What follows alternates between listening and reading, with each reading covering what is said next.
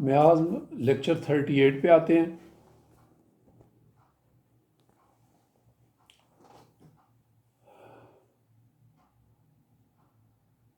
نظام کی بات ہو رہی تھی سفلس بچوں کی کہ ان کا بلاک ہو چکا ہوتا ہے، تو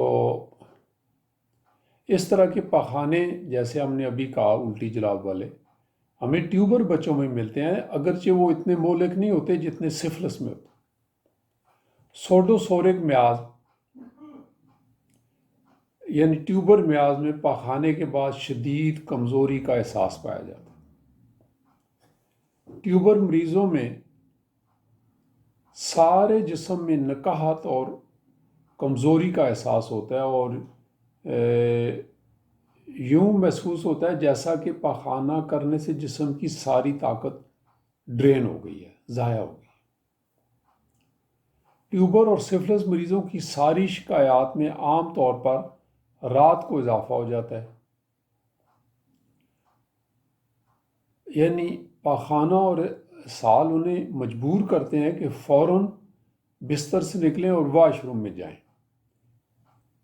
کینٹ نے سلفر کے بارے میں لکھا ہے کہ یوں ہی جو اپنے پاؤں زمین پر رکھتا ہے، بیڈ سے اترتا ہے، تو سب سے پہلی جو ضرورت اس کو ہوتی ہے وہ بھاگ کر واش روم کی طرف جاتا ہے۔ یہ سلفر کے بارے میں اس نے کینٹ نے لکھا ہے۔ ٹیوبر اور سفلس مریضوں کی ساری شکایات میں آپ دیکھیں گے کہ عام طور پر رات کو اضافہ ہو جاتا ہے۔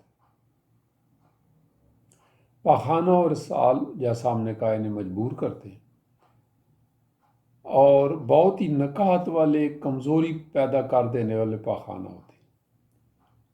اور جیسا ہم نے بار بار کہا ہے کہ یاد رکھیں کہ سورا اکیلا مہلک نہیں ہوتا جب تک یہ دوسرے میاز کے ساتھ، یعنی خاص طور پر سفلس میاز کے ساتھ مل نہ جائے، جسے ہم نے سوڈوسورک کہا ہے۔ ٹیوبر میاز میں اسہال اور پیچش کی مشہور دعائیں جو ہیں وہ 3-4 دعائیں ہیں: ویریٹرم البم، ارسینکم البم، کیمفر اور کیوپرومیٹ۔ اگر ناظرین کرام اگر ٹیوبر میازم کی پہچان کرنی ہو تو آپ ستمبر اکتوبر کے مہینوں میں دیکھیں، جب زمین اپنی حرارت چھوڑتی ہے اور رات کو ٹھنڈی ہو جاتی ہے، تو ٹیوبر کی شکایات ان دنوں عروج پر ہوتی ہیں۔ جی، قبض کے حوالے سے سورا کی قبض بہت ضدی ہوتی ہے اور مریض کو پخانے کی حاجت ہی نہیں ہوتی۔ پخانہ خشک سخت ہوتا ہے اور بڑی مشکل سے باہر نکلتا ہے، جیسے آپ برائیونیا میں دیکھتے ہیں یا اوپیم میں دیکھتے ہیں۔ اور کبھی آپ دیکھیں گے کہ سورا میں قبض اور اسہال عدل بدل کر آتے ہیں۔ بعض لوگوں کو قبض کے ساتھ سر درد ہوتا ہے، یا جگر کے مقام پر درد ہوتا ہے، یا کنپٹیوں میں ہوتا ہے، یا قبض کے ساتھ ان کو نیند کی کیفیت ہوتی ہے، نیند آ رہی ہوتی ہے، بوجھل پن ہوتا ہے، غنودگی آ رہی ہوتی ہے، کچھ کام کرنے کو دل نہیں کر رہا ہوتا، یا قبض کے ساتھ بعض لوگوں کے منہ سے آپ دیکھیں بدبودار سانس آتی ہے، متلی کا ہونا، بھوک کا کم ہونا، کئی دن تک پخانہ نہیں آتا، اور اگرچہ حاجت بھی ہوتی ہے لیکن پخانہ نہیں آتا، عرج ہو رہی ہوتی ہے۔ کبھی کبھی بالکل گولیوں کی شکل میں پخانہ آتا ہے، جیسے بکری کی مینگنیاں ہوتی ہیں، جلی ہوئی رنگت کا پخانہ، اور یہ سورا کے ساتھ ساتھ ٹیوبر میاز کی بھی نشانیاں ہیں۔ ریکٹم سے خون جاری ہونا خاص طور پر ٹیوبر میاز کی نشانی ہے۔ پخانہ کے بعد خون آنا،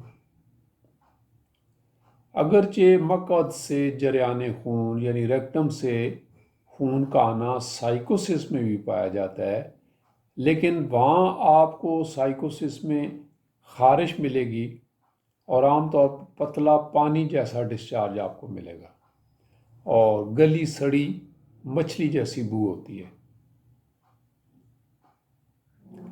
پن وارم پخانے میں پائے جاتے ہیں، پن وارم یہ سورا کے سبب ہے، لیکن ٹیوبر میاز میں بھی ایسے بچوں میں زیادہ کیڑے آپ کو ملیں گے۔ کچھ لوگ کہتے ہیں جیسے جی مقعد کے اندر کسی چیز کی رینگنے کا احساس ہوتا ہے، کوئی چیز وہاں رینگ رہی ہے، یہ سورا کی خاص الخاص علامت ہے۔ مقعد کی ایسی بیماریاں جو دل، سینے یا نظام تنفس کی بیماریوں کے ساتھ عدل بدل کرائیں، ان کا جو ماخذ ہوتا ہے وہ ٹیوبر میازم ہوتا ہے، اور خاص طور پر جو دمہ ہے، تو وہ اگر مقعد کی بیماریوں سے عدل بدل کرائے، جیسے بواسیر کی تکلیف ہوتی ہے، مقعد میں تنگی ہو جانا، فسچولا، یہ سب ٹیوبر میازم کی نشانیاں ہیں۔ لیکن سائیکوسس میں آ کر یہ اور زیادہ بڑھ جاتا ہے۔ آپ نے دیکھا ہوگا کہ چھوٹے بچوں میں وہ مقعد باہر نکل آتی ہے، جس کو کانچ نکلنا کہتے ہیں، پرولیپسس آف ریکٹم۔ یہ بھی اگر آپ میازم کو دیکھیں تو ٹیوبر میازم کے سبب ہے۔ کینسر کے اثرات اور مہلک بیماریاں اصولی طور پر وہاں آتی ہیں جہاں پر ٹیوبر اور سائیکوسس میازم آپس میں مل جاتے ہیں، کیونکہ سورا اکیلا کبھی بھی مہلک پن پیدا نہیں کرتا، اور اس میں کوئی شک نہیں کہ سورا بیماریوں کا اولین سبب ہے۔ چھوٹی عمر کے بچوں میں عاد بیماریاں یا شدت والی بیماریاں یا مہلک بیماریاں اگر آتی ہیں تو ان کا تعلق زیادہ تر ٹیوبر میازم سے ہوتا ہے۔ تو یہاں ہم لیکچر ختم کرتے ہیں، نیکسٹ لیکچر میں پھر آپ کے پاس حاضر ہوں گے۔ Thank you so much.